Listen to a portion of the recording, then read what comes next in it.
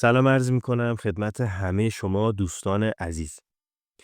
همونطور که میدونید ما توی این دوره مطالب رو جوری به شما میگیم که علاوه بر جذب جنس مخالف به شما در تمام مراحل و مراتب زندگی کمک میکنه. ما از کل به موضوع نگاه میکنیم و اصل رو به شما میگیم. اگه یه چیزی توی این دوره باشه که باید عمیقاً درکش کنید، اون قدرت ضمیر ناخودآگاهه. یعنی همین فایلی که الان دارید گوش میدید. ضمیر ناخودآگاه زنی که بی صدا انتخاب میکند. اون بخش پنهان مغز که تصمیم میگیره قبل از اینکه حتی بفهمی، بهش میگن ضمیر ناخودآگاه. یعنی تو خودت وایسادی یه تصمیمی میگیری، تو نگرفتی، اصلا میگی من بهش فکر نکردم، ولی تصمیم گرفتم که این کارو بکنم. اون ضمیر ناخودآگاهته. توی جاده داری حرکت میکنی با ماشین، شما غرق افکارت میشی و یه لحظه به خودت میای میبینی که 20 دقیقه گذشت، نیم ساعت، 2 ساعت، 3 ساعت گذشت.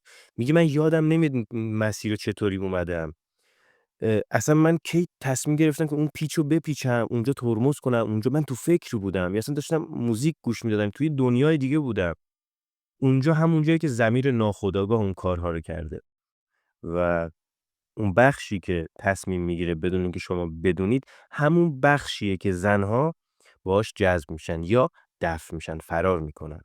تو ممکنه خوشتیپ باشی، باهوش باشی، حتی با زبون بازی اه، بری جلو، ولی اگه پیام هایی که به ضمیر ناخودآگاه اون آدم میفرستی اشتباه باشن، کارت تمومه. هیچ کاری نمیتونی بکنی. ضمیر ناخودآگاه چیه و چرا مهمه؟ ضمیر ناخودآگاه اون بخش از مغزه که تصمیم گیری میکنه بدون اینکه تو ازش خبر داشته باشی و زنها به شدت از این بخش استفاده میکنن. یعنی وقتی یه زن وارد جمع میشه و چشمش به یه مردی میفته، در همون چند ثانیه اول یه سری چیزها، دیتاها، اطلاعات وارد ذهنش میشه. نه از روی منطق، نه ظاهر، بلکه از روی به اصطلاح حس درونی، وایب، از روی انرژی، از روی حسای ظریفی که اون آدم از افراد میگیره و ناخودآگاه این اتفاقات میفته. یعنی اون خانومی که وارد یه جمعی میشه، همون لحظه خودآگاه فکر نمیکنه که مثلا کی چه حسی میده. لحظه‌ای که وارد میشه این کارها رو، این پروسه رو ضمیر ناخودآگاه انجام میده. این شپل نیست، این چرت و پرت اینستاگرامی نیستش. میتونید برید دربارش مطالعه بکنید. ضمیر ناخودآگاه، فروید. من نمیخوام خیلی وارد بحث‌های روانشناسی و روانشناختی و فلسفه ضمیر ناخودآگاه و خودآگاه بشم، چرا که از حوصله این دوره خارجه و میرم مستقیم سر اصل مطلب. چی روی ضمیر ناخودآگاه زن اثر میذاره؟ 1. زبان بدن تو. حتی وقتی هیچی نمیگی، این همون نکته‌ایه که هیچ جا به شما نمیگن. میگن زبان بدنت رو رعایت کن، زبان بدن اقتدار. میگیم چرا زبان بدن من تأثیر میذاره روی اون آدم؟ خب چجوری این اتفاق میفته؟ خب اینجاست که من جواب رو برای شما آوردم. از طریق ضمیر ناخودآگاه. زمانی که شما با اقتدار می ایستید، قوز نکردید، تو خودتون نیستید، شونه هاتون رو جمع نکردین، بازوهاتون رو نچسبونید و جو مقتدر وایسید، مثل یک فاتح وایسادید. مثال حتی هر مکانی یک زبان بدن خاصی داره. شما وقتی اینطوری ظاهر میشید، اون لحظه یک پیامی رو به ضمیر ناخودآگاه افراد میفرستید و اون آدم‌ها در ناخودآگاهشون میدونن که مثلا پادشاهان اینجوری وای میسن. اون آدم در ذهنش میدونه که آدمایی که خیلی خفنن، آدمای با ارزش، آدمای عاقل، آدمایی که پول دارن، آدمایی که با ارزشن، خودشونو دوست دارن، این آدما اینجوری وای میسن. چون توی فیلم‌ها دیدن، توی زندگیشون دیدن آدمی که پول داره ژستش چطوریه، آدمی که اعتماد به نفس داره ژستش چطوریه، آدمی که هیچی نداره از دار دنیا و اعتماد به نفسش پایینه اون چطوریه. یه انقلابی چه صورتی داره، یک یه زندانی چه حالتی داره، یک پرستار، یک دکتر، یک آدمی که دانشمند خیلی حالیشه.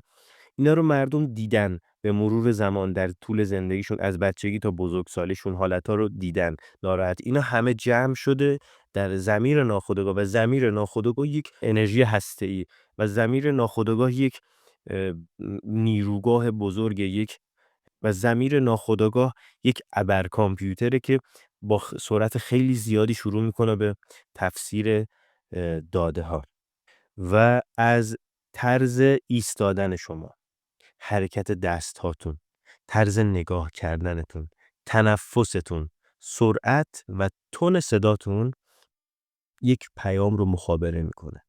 شما که صدای افراد تاثیرگذار رو و تون صداشون رو، سرعت صحبت کردنشون رو آدمای معمولی مقایسه کنید، میبینید 100% فرق دارن. پس شما میدونید که شما سخنرانی فلان آدم کاریزماتیک رو شنیدید. شما وقتی مدیرتون شروع به صحبت کردن میکرد و همه میخکوب میشدن، شما دیدید که چه اتفاقی میفته. حالا زمان که یک آقای وارد یک محیطی میشه، وارد یک محیطی که توش خانم هست، یک محیطی که توش خانم ها هستن، سریعا مغز خانم ها، ضمیر ناخودآگاهشون شروع میکنه به آنالیز کردن، طرز ایستادن تو، حرکت دستا، طرز نگاه کردن و بدون اینکه زیاد به تو توجه بکنه متوجه میشه که تو یه آدم قوی و با اقتدار هستی، یا متوجه میشه که تو آدم جدی نیستی و تو رو جدی نمیگیره. این با ضمیر ناخودآگاه انجام میشه. برای همینه که من میگم شما باید از درون، باید واقعا خودتون رو دوست داشته باشید، خودتون رو با ارزش بدونید و به خودتون عشق بدین و این در شما نهادینه بشه تا شما اون انرژی رو هم داشته باشین. این چیزا مستقیم میرن تو ضمیر ناخودآگاه زن و براش تعیین میکنن که این مرد قویه یا ضعیف، این مرد انتخابگره یا نیازمنده، این مرد رهبره یا دنبال روه. و زن بهت علاقه پیدا نمیکنه چون حرف خوبی زدی، بهت علاقه پیدا میکنه چون بدنش چون ضمیر ناخودآگاهش یک سیگنال قوی گرفته. این مرد واقعیه، این آدم قویه، این همون مرد خشن قبیله‌ایه. انرژی مردانت که نمیتونی پنهونش کنی. انرژی مردانه تو ممکنه مؤدب باشی، لبخند بزنی، شوخی کنی، ولی اگه ته وجودت یه ترس گدایی تایید داشته باشی، این که مثلا تو رو خدا منو تایید کن، یکی از من یه تعریفی کنه منم بتونم سرم بالا بگیرم و نه حرفی نمیزنم. اگه اینا رو داشته باشی، ضمیر ناخودآگاه زن بو میکشه. ذهن زنها بو میکشن. زنها خیلی موجودات قوی و پیشرفته‌ای هستند. اونا احساسات شهودی قوی دارن و میفهمن وقتی حس کنن تو به چیزی نیاز داری که توشون دنبالش میگردی، نه تنها جذبت نمیشن بلکه ازت دور میشن. چرا؟ چون تو رو نیازمند میبینن. تو باید اون مردی باشی که چیزی از کسی نمیخواد، نه تایید میخواد، نه محبت میخواد، نه اثبات میخواد و نمیخواد خودشو اثبات کنه. داستان برای ما مردها همیشه سخت بوده. برای همینه که ما مردیم و باید مردونگیمون رو داشته باشیم. مردگونگیمون رو هم باید داشته باشیم. باید باشیم و همین بودن قوی ترین انرژی دنیاست. یعنی حضور که من بارها و بارها تکرارش کردم و امیدوارم تا آخر این دوره متوجه حضور بشید. خب، استرس، تردید، لرزش، همه اینها به ضمیر ناخودآگاه پیام ارسال میکنن. مردی که اعتماد به نفس نداره، حتی اگه ظاهرش رو بسازه، ضمیر ناخودآگاهش از خودش سیگنال میده به ضمیر ناخودآگاه افراد دیگه که من استرس دارم. همه میفهمن، همه متوجه میشن. لرزش صدات، ریتم حرف زدنت، مکث‌های اضافی، اخم مصنوعی یا خنده بیجا. تو میگی آقا من خیلی سخنور خوبی هستم، ولی پیش اون آدم که میرسم دیگه نمیتونم حرف بزنم. خب تو که سخنور خوبی هستی، تو استرس داری، تو اعتماد به نفس کافی نداری که بری جلو. میری جلو، قابلیتاتو از دست میدی. تو باید روی خودت کار کنی و بدونی که تو مهمترین آدم دنیا هستی. این باید در درونت نهادینه بشه، نه اینکه فقط الکی من مهمترین آدم دنیا هستم، من مهمترین. نه، فقط با گفتنش نیست، تو باید این رو واقعا درونت بکاری این دانه رو و این دانه رشد میکنه و یک درخت تلومند میشه. و زنها ناخودآگاه حس میکنن که این مرد بازیگره. اصلا مردها نباید بازیگر باشن. زنها از مردان بازیگر متنفرن. چرا؟ چون خودشون در دی ان ایشون بازیگری هست. این اصلا چیز بدی نیستش، ذاتشون بازیگریه. و زن فقط عاشق واقعی بودن میشه، نه نمایش. خب و مردها، مرد واقعی واقعیه. این چی میگه؟ باید واقعی باشه، نباید نمایش بده. شما باید خودت باشی. خودت بودن خیلی مهمه. اینکه خودت رو بسازی، یه چیز خوب بسازی، خیلی مهمتره. یه حقیقت تلخ ولی ضروری. زنها با منطق عاشق نمیشن. آقا شما رفتی همه چی رو ساختی، خونه، ماشین، تو شرایط اقتصادی بعد زندگی تو همه چی رو درست کردی، میای میبینی آقا کسی جذبت نمیشه. آقا هیچ چیزی منطقی نیست. زنها با منطق عاشق نمیشن. در بحث جذب چیزی منطقی نیست. با مغز ناخودآگاهشون انتخاب میکنن.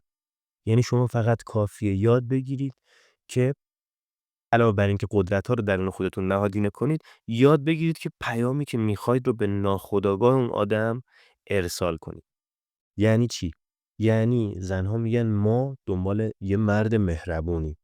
یک مردی که صداش اینطور باشه، بیانش این شکل باشه، اعتقاداتش اینطور باشه، اما در نهایت با کسی دوست نمیشن که مهربونه، که صداش خوبه، که اعتقاداتش با اونها درسته، که اصلا وضع مالیش خوبه.